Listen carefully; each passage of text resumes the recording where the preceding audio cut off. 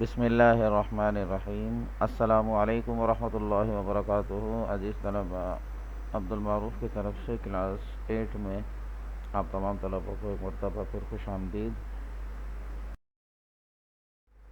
آج کے سبق میں انشاءاللہ تعالی ہم سوال نمبر 10 اور 11 حل کریں گے۔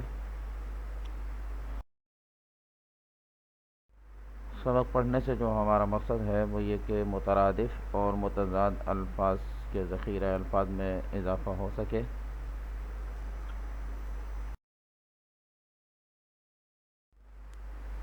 مترادف اور متضاد الفاظ کی ہیڈنگ آپ کے سامنے ہے۔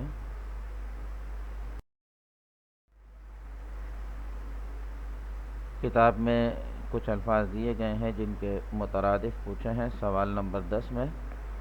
پہلا لفظ ہے انحراف، مہلت، پیغامبر، تعینات، فریب، روبرو اور تمثیل۔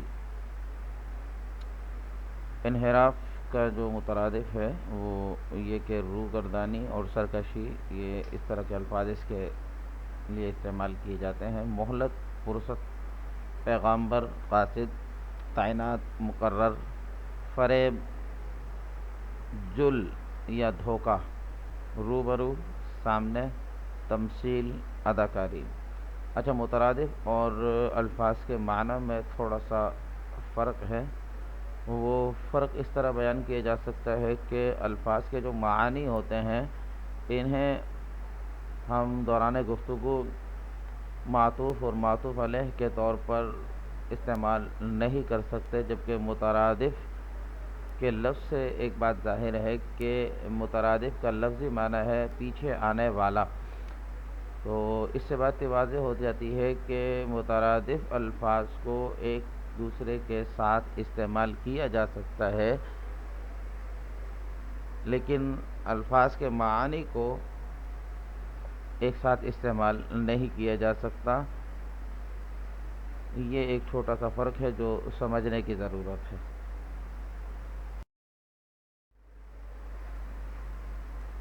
یہاں کچھ الفاظ دیے گئے ہیں جن کے متضاد پوچھے ہیں۔ پہلا لفظ ہے با اصول، اس کا متضاد ہے بے اصول۔ مفلوق الحال، خوشحال، پشت آگے یا روبرو یا سامنے، سرسبز بنجر، اقرار انکار، غاصبانہ عادلانہ۔ یہ کچھ الفاظ تھے جن کے متضاد آپ کے سامنے ہیں۔ متضاد الفاظ کی الٹ کو کہا جاتا ہے۔